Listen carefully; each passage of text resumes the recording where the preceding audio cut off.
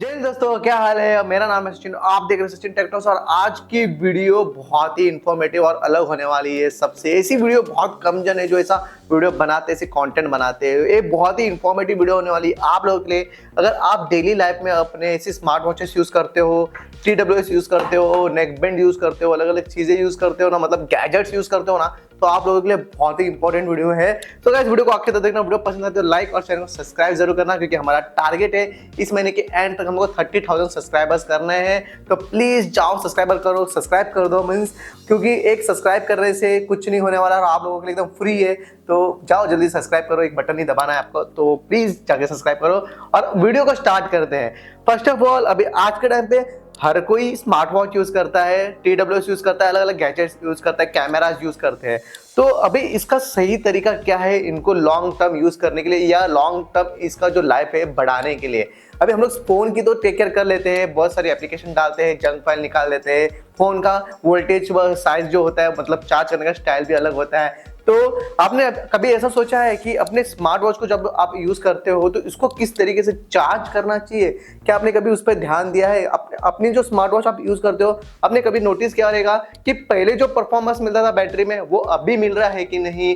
Then फिर कभी कभी ऐसा भी होता है कि कभी किसी किसी का एक जो TWS होते हैं एक सर का चलना बंद हो जाता है, या फिर चार्जिंग इशू होने लगता है। तो बहुत सारी ऐसी छोटी छोटी इशू है, आपको लगता है कि आपने कुछ कर दिया है या फिर कुछ हो गया, ऐसा फील होता है आप लोगों को। तो अगर ऐसा फील हुआ है कभी ना, कमेंट डाउन करके जरूर से बताना कि ऐसा मैंने एक चीज नोटिस की है।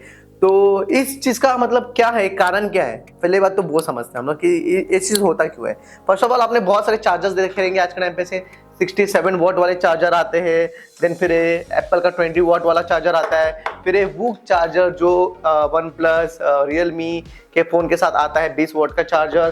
फिर टैबलेट्स के साथ मुझे मिला था लेनोवो का 33 वॉट का चार्जर। तो ऐसे बहुत सारे चार्जर्स है जो हमने आज के तारीख में यूज करते हैं, अलग अलग टाइप के चार्जर्स।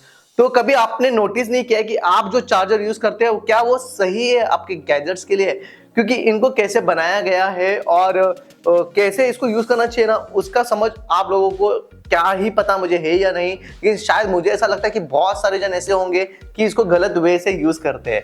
जैसे कि अभी फॉर एग्जांपल, मेरे पास 67 वोल्ट का अपने फोन का चार्जर है, तो मैं क्या करूंगा, सिंपली कोई भी USB इसमें लगा दूंगा और अपने स्मार्ट वॉच को या फिर अपने TWS को चार्ज करने लग जाऊंगा। उससे क्या ही होगा, मुझे ऐसा मतलब मुझे तो पता ही नहीं, इससे चार्ज हो रहा है ना, अपना काम बन रहा है। लेकिन ऐसा नहीं है दोस्तों। आप ऐसा करके अपने जो TWS है या फिर आप अपने स्मार्ट वॉच है ना, उसकी लाइफ खराब कर रहे हो। सीरियसली मतलब खराब कर रहे हो।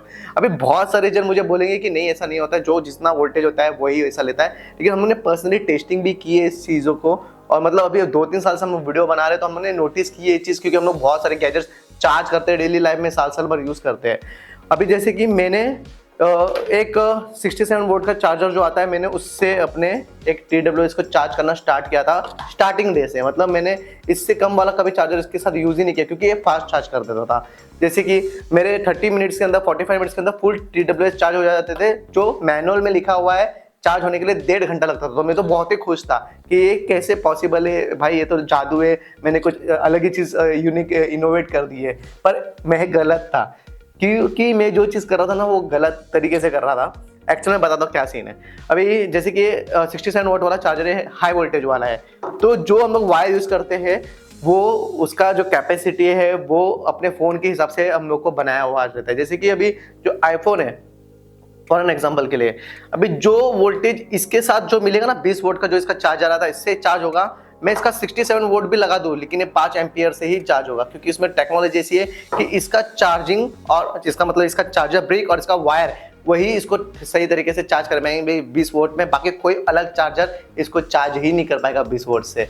तो ये टेक्नोलॉजी आईफोन में है, जिससे आपको क्लियर पता चलेगा कि जो अगर आप स्मार्ट वॉच यूज़ करते हो या फिर ऐसे TWS यूज़ करते हो ना आज के लाइफ में, वो सिंपल बनाया गया है 5 वोल्ट 1 एम्पियर। आप कोई भी मैनुअल उठा के देख लो, कोई भी, मतलब इसके साथ जो मैनुअल्स मिलते हैं बॉक्स के अंदर, जो किताब मिलते हैं हम लोग फेंक देते, कभी यूज नहीं करते, उसको उठाओ और देखो कि उसमें क्या चार्जिंग इनपुट लिखा हुआ है। एक चार्जिंग इनपुट लिखा होता है, उसमें लिखा होगा 5 वोल्ट 1 एम्पियर। तो आप समझ सकते हो आप कितना गलत, मतलब आप 67 वोल्ट लगा देते हो, 20 वोल्ट का चार्जर आप उसमें लगा देते हो, तो आप कितना ज्यादा हाई सप्लाई उसको दे रहे हो, जिससे कि वो चार्ज तो बहुत फास्ट हो जाएगा, आपका काम तो बहुत इजीली हो जाएगा, लेकिन उसका जो बैटरी का जो बोलते हैं ना लाइफ स्पैन, आप उसको कम कर दोगे एकदम। ये हमारे बड़े बड़ी बैटरीज के साथ भी होता है, ये फ़ोन के बैटरीज के साथ भी होता है। जैसे कि अभी 20 वोट का है फॉर एग्जाम्पल, अगर मैंने इसमें घड़ी घड़ी 67 वोट से चार्ज किया और ये ले भी रहा है तो मतलब ये थोड़े दिन के बाद इसका बैटरी डिग्रेड हो ही जाएगा। इस फोन में भी होता है प्रॉब्लम, तो ये चीज़ समझ लो। आप जब भी आप अपने गैजेट्स को चार्ज करते हो